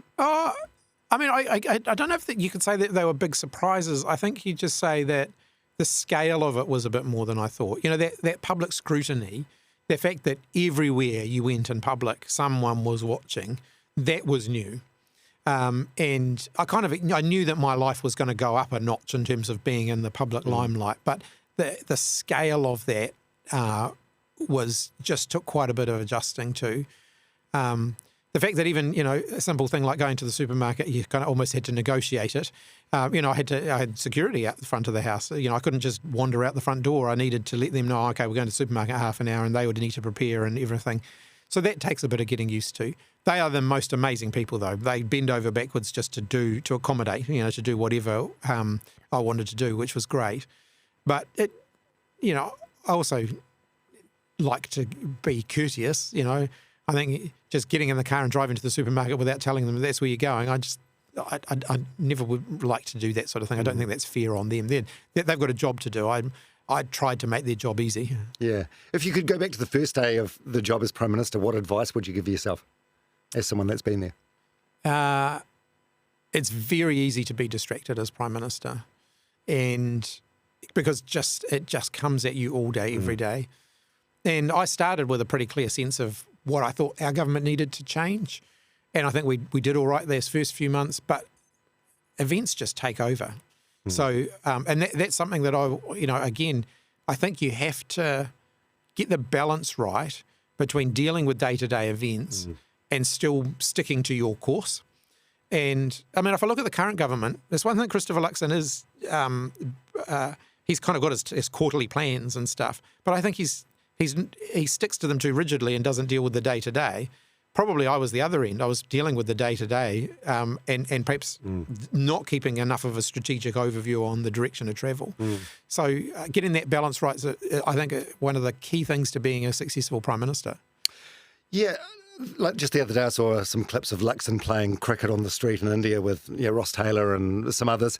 And I thought, is that stuff annoying? Like you in the back of your mind, you've got so many other jobs to do, and you've got to do this photo opportunity. No, actually, I'll give him credit for that. I think that was a great thing for him to do. And he's not a bad bowler, is he? Yeah, those lighter moments I think are really important. Yeah.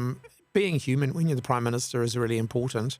But also every now and then, just taking a moment to enjoy the job. There's nothing wrong with that. It's a hard job, and there are some fun aspects to it. And just taking a moment now and then to take a deep breath and enjoy it. I probably didn't do that enough. There were a few moments there where I'd find myself sitting alone in my office on the 9th floor of the Beehive, looking out over, that's got a great view, by the way, fantastic view of the Wellington Harbour, looking out over the Wellington Harbour. But they were very few and far between. And I think having, the odd moment just to look out at the view and think, this is pretty cool. Yeah. I've had John Key on the podcast before, and he said the same sort of thing. I often had to be the last person at Parliament, at the Beehive, like writing letters or signing cards at 2 a.m. or whatever. And it makes me wonder, how does Trump have so much golf time? Yeah. Oh, look, I suspect he's not reading many of the briefing papers, but if you're doing it well, it is all-consuming. One of the things that happens is, as Prime Minister, each day you get a folder at the end of every night that kind of gives you advice on everything that's going on within the government. And if you can get away with not reading it in some cases, but if you don't, you're not really in the driver's seat anymore. And if you really want to be in control of what's happening in your government, you have to have the discipline to read that folder every night. And it's hard going because sometimes it'll be 12:30 by the time you get home, and you're sitting there thinking there's about an hour's worth of reading here, and I just really want to go to bed, but you have to do it. I'm a slow reader, and I struggle to retain information as well. Is that like a learned sort of thing? Like you just become very, very good at like skim reading something and retaining a lot of information? You definitely get faster in your reading. It ruins you for recreational reading. So, I pick up a novel and I kind of flick to the back to look for the recommendations. But you get used to that though, and you also learn what you have to read and what's kind of optional. So all of the briefings will have information that's critical to the decision you're going to make, and it'll have other information. And you learn. There's a lot of repetition, so you'll learn which bits you don't need to read. And then your term as Prime Minister came to an end on the night of the 2023 election, where you made like a really emotional speech, and you showed a bit of vulnerability. Like I think it was about 9 minutes in, where you said, "Finally, to my family, for everything you've done to me," and your voice started cracking. Are you a reasonably emotional person, or not typically? Largely when it comes to my family, I get a little emotional, and that was very hard. During the time I was Prime Minister, my parents did a huge amount of the raising of my kids on my behalf. And you can never say thank you enough for that. And it was hard on them. The campaign was very hard on them. It was a sort of an emotional moment. I introduced the world to the fact that I had a new relationship with Tony without clarifying anything about Tony. So that triggered a whole lot of rumours rather quickly as to whether Tony was a man or a woman. And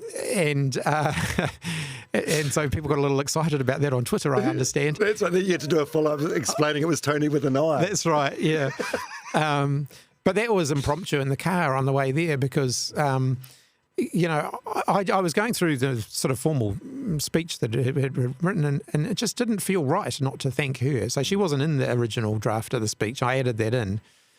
But it didn't feel right not to say thank you. She'd come with me to a lot of stuff and just, in many cases, just been sitting in the van to remain anonymous. But there's that emotional support through there. Particularly, the campaign got harder as it went along because, as much as you go into every day thinking we can still win, you do get to the point where you're not doing very well. And that gets hard, and that emotional support was hugely important. Mm. How do you have time for a relationship? Yeah, it was hard as Prime Minister, and I was very lucky that Tony was very accommodating of that. Would you go for weeks without seeing each other? I think during that period around when I was away for the King's coronation, and then I came back, and then I went to China, and then I think there was a period about 6 weeks where we didn't see each other. That was just the nature of what was of that. Now that we actually have a relationship that's a fully declared public relationship, it's a little bit easier because Tony can come with me to some events and stuff, and so that opens up some more possibilities. Yeah. So speaking of that election campaign, so there's one of the debates with Jessica Mackay, and you offered Christopher Luxon some advice if he became Prime Minister, and your answer was something like, you need to get better at answering questions because you're not very good at it. Yeah. And it triggered a memory a couple of weeks ago when he was on ZB with Hosking. And have you seen that clip online? Yeah, I have.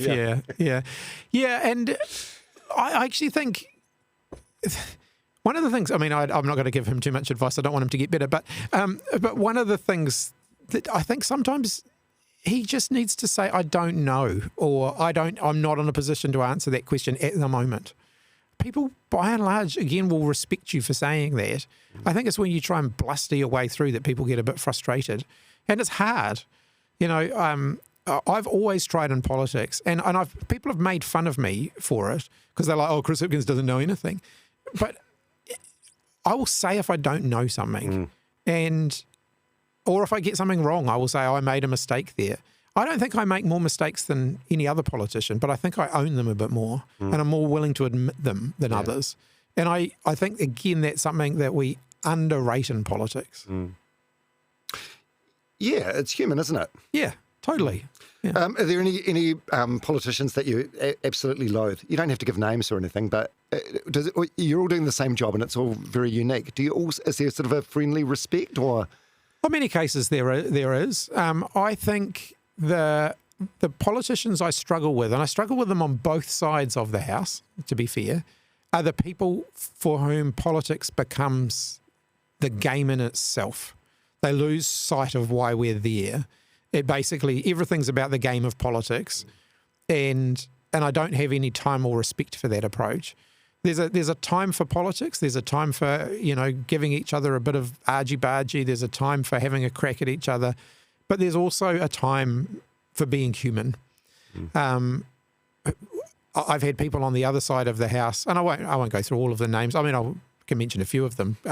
Nikki Kay was one of them. She's no longer with us, but we would exchange messages, of supportive messages towards each other from time to time, even when we were disagreeing. So if she had a really rough day, and sometimes I would have been the cause of that, as the opposition spokesperson to her, well, I'd still be able to say to her at the end of the day, rough day for you, hope you're doing okay. I think that, whereas there are other politicians who don't have that mentality, they're kind of, we're still all human. Do you think that was part of... I've had Nikki Kay on the podcast as well a couple of years ago. She's a fabulous woman. It was devastating news. Do you think part of that was just sort of like you were the new wave of politicians coming through? So I suppose like 2008, there was yourself, Nikki, Jacinda, Simon as well, perhaps, Simon Bridges? Yeah, I get on really well with Simon these days. But then, These days, but there were days there where you just get under my skin and really piss me off.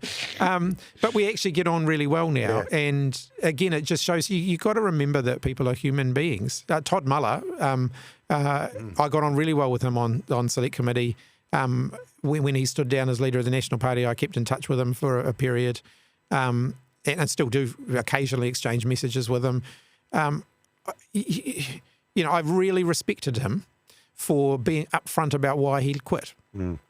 And that would have been really, really hard to say that you're quitting for your mental health. But I just think, I told him that at the time. I was like, I really, really respect what you have just done.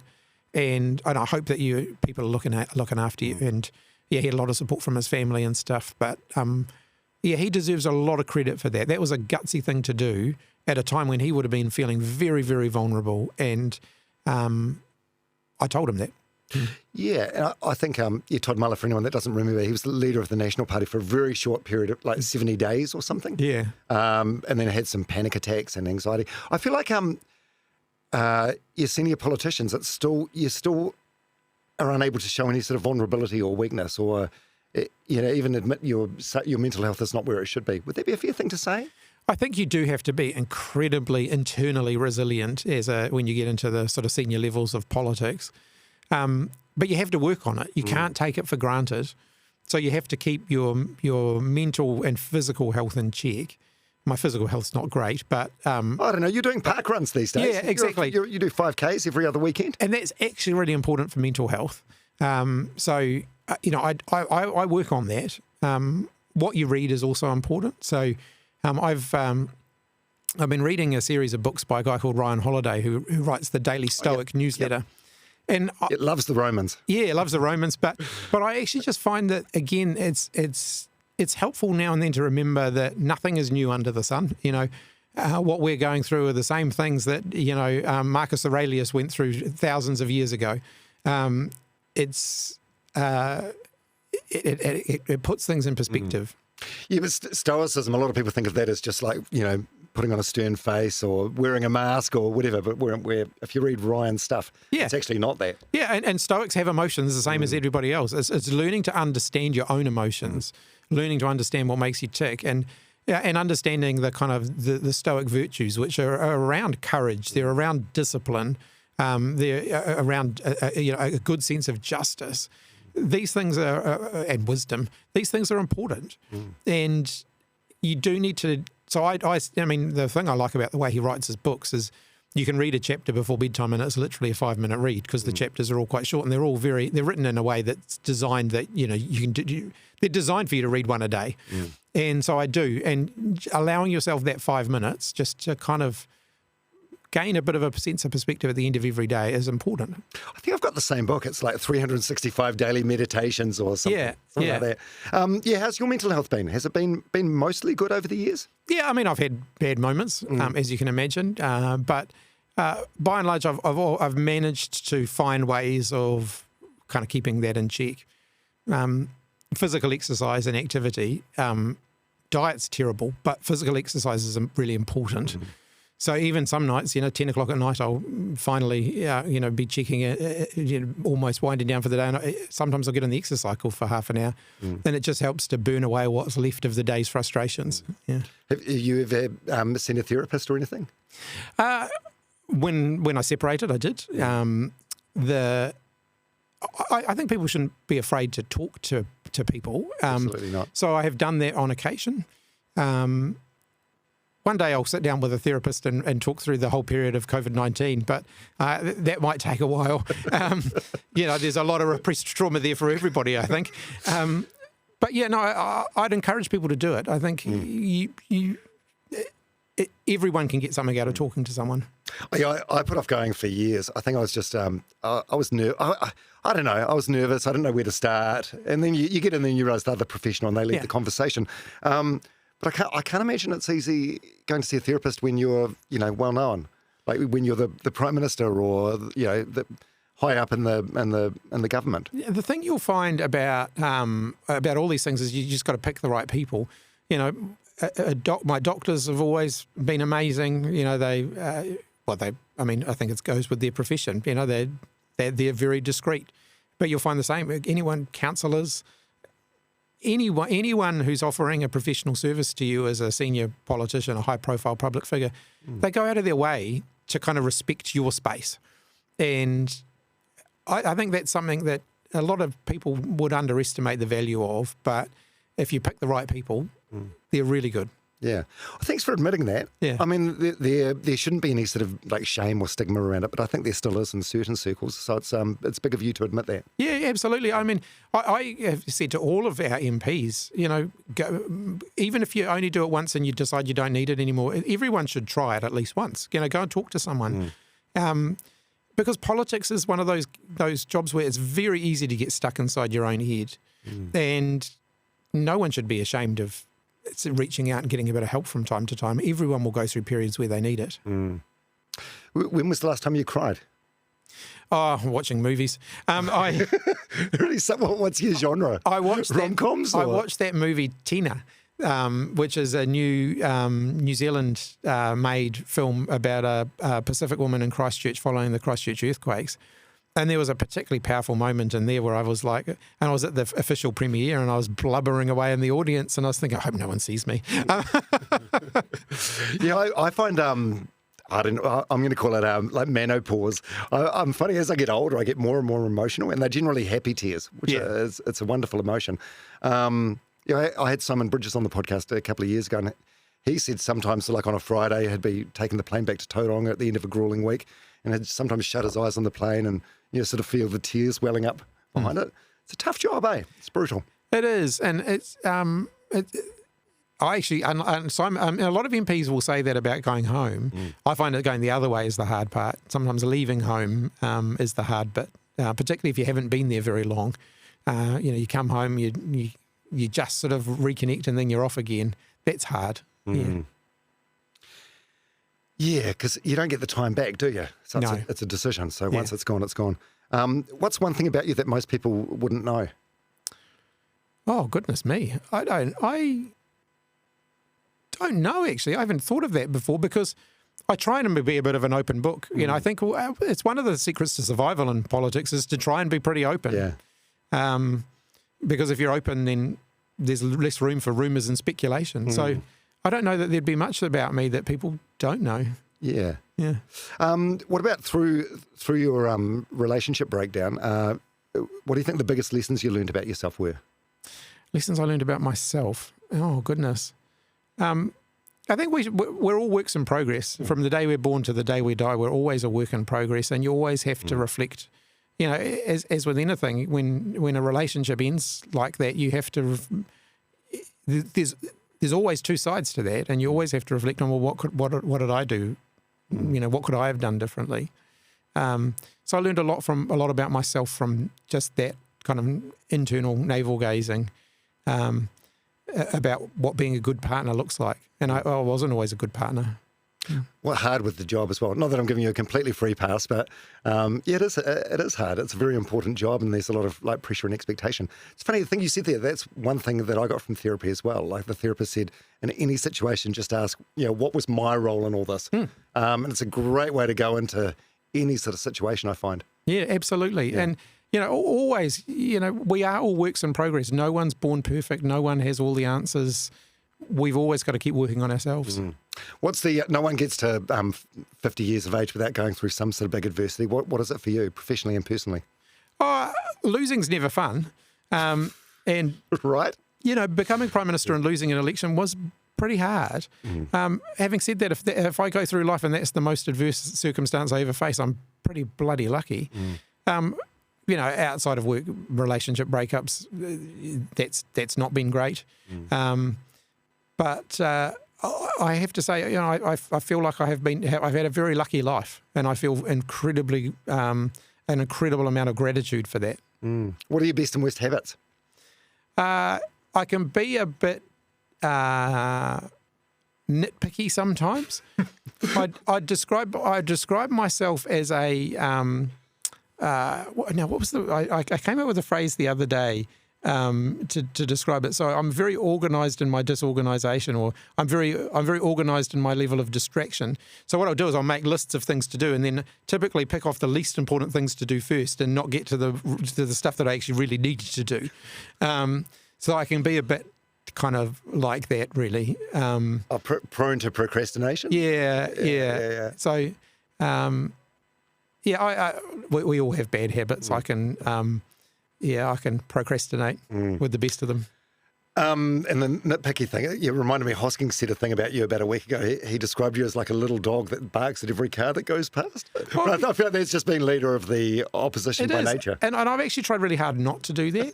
So on areas where we agree with the government, I've actually tried to say that. But what you find is, in the modern media, if I stand up and say, by and large, I agree with the government on that, there'll be no mention of me whatsoever in any coverage of that particular issue. I only get coverage when I'm disagreeing with them. And so as a result, the public think, oh, all you ever do is disagree. Well, it's not. Actually, we're agreeing with a lot of the things that they're doing. Well, no, actually not that many, but there are occasions where we'll agree with some of the stuff that they're doing. It's just no one mentions it, no one covers that. Once a government gets elected, how long do you think they can dine out on the other party's mistakes? I feel like everyone's guilty of that, across the spectrum. Everyone's guilty of that, but I think this government have done it more forcefully than any other governments before, and unfairly in my view. I think the public tolerance of it, the governments will continue to do that forever, but public tolerance of it starts to wane pretty quickly. And I think this government have kind of used up a lot of the goodwill that they might have had for the public in that regard. So I think already people are kind of like, oh, you guys have been there for a year and a half now, come on. Yeah. Is there a what if that keeps you up at night? Oh, lots of them. What if? There's so many things that can happen in the world right at the moment. A big one, what if there is another major global military conflict around the world? We can't discount the possibility of that happening. What if there's a major natural disaster? I live in Wellington. I literally live right above the fault line. That's going to happen at some point. In Auckland, what if there's a volcanic eruption? All of these things are what ifs. But I think you can spend your life thinking about that, or you can deal with things as they come along and have the right attitude towards them and get on with living life. I remember looking after the Canterbury earthquakes. I remember walking down Lambton Quay at lunchtime and thinking of all of the people jammed onto Lambton Quay at lunchtime with all those awnings above them, and thinking if Canterbury happened here now, all these people, what would happen? But then I also thought, you can't stop living your life on that basis. You've still got to get out of bed every day and go to work, and you've still got to live life. And if it happens, it happens. Yeah. The sun's going to rise every day, whether you're up for it or not, isn't it? Yeah. Is there a mistake you wish you could go back and correct? Look, there's plenty there, particularly that last, sort of around June, July, that period that I was Prime Minister. A lot of things went bad for us around personnel issues. I'd go back and handle some of those quite differently if I could do them again. Life's full of things that you do differently. I think that's different to a sense of regret. You've got to learn from what you've done, but if you spend all your time regretting things, you don't move forward. So I think I don't spend a lot of time on regret, because lessons, yes, regret, no. Where do you see yourself like in 10 years' time, 15 years' time? What's next? What's after politics? I'd like to have another go at being Prime Minister. I've still got a lot of things that I'd like to do, and I'd like to have a good, decent run at that. 6 months. It's effectively 6 months if you take out the election campaign. 6 months isn't much time to do anything really in that job. I'd like to have a good crack at that. Beyond politics, I don't know. I haven't really thought that far ahead. I've never thought that far ahead. I believe you throw yourself into what you're doing at the time, and as long as you're still enjoying it, then you keep going. But I did make a promise to myself when I got into politics that if I ever found myself thinking I'm still doing this because I don't know what else I could do, I would quit and force myself to find something else to do. Because I've seen members of Parliament who seem to still be there because they just don't know where else to go, and I never want to be one of those. The minute the passion disappears, I'll force myself to find something else. Can you still lead Labour at the next election? Because it feels like in politics there's a cynical sort of thing where if you lose an election, they might keep you there until near the next one, and then someone will roll you. No, is that likely to happen, or does that all depend on polls and things? No, I've absolutely got the support of the team to lead the party into the next election, and plenty of people have made comebacks. Keith Holyoake, former New Zealand Prime Minister, lost the election, became Prime Minister at the last minute, lost the election, 3 years later was elected, and then he was Prime Minister for 12 years. across the Tasman, John Howard lost an election and then sometime later came back, and it ended up being a very long-serving Australian Prime Minister. Oh, Trump. Most recently, Donald Trump made a comeback after one term out. Nobody saw that. We live in a volatile political environment these days. Yeah. 3 words that family or friends would use to describe you. Like Tony or your parents, perhaps. Patient, stubborn, and hopefully caring. Well, they're good words. Yeah. Yeah. And are you proud of yourself? Yeah, absolutely. Absolutely. All human beings, as I said, are a work in progress, but you have to be open to improvement, but you should also be proud of the things that you've managed to achieve. Well, it's hard for a lot of New Zealanders to say that because it feels kind of like showy or something. Yeah, and I do think there's a whole Kiwi tall poppy thing that we just need to get over. It's okay to be proud of yourself. It's okay to reflect on things and say, I'm proud of that accomplishment, as long as it doesn't become a sense of arrogance. You've still got to be open to improvement. Hey, well, this has been really enjoyable today. Awesome. How's it been for you? Yeah, it's been great. Yeah. I get the feeling you're more comfortable talking about the political stuff than stuff centred around yourself as a person. Well, it's probably because I'm a political animal and that's where I spend most of my life is working in politics. But also, I do try and kind of keep a bit of a distinction there. So I don't talk about the family stuff much because I want my family outside of politics to be able to stay out of it. And I suppose also you've seen painfully close just how brutal the media and the public on social media can be to those people that you care about the most. I remember, I think Phil Goff said to me when I first started in politics, he said, if you put your family into the public limelight when it's convenient, you can't take them out of the spotlight when it's not convenient. And I've always remembered that, because if you use your family as a political prop, if something goes wrong and the media are asking you questions about that, you can't then just revert to privacy because you have chosen that path. If you keep your family out of it, then the path that sort of thing of respecting people's privacy, I think, is a much stronger case. Thanks so much for your time today. Yeah, it's been really good to connect, and I really appreciate it. It's been great. Yeah, I've enjoyed it.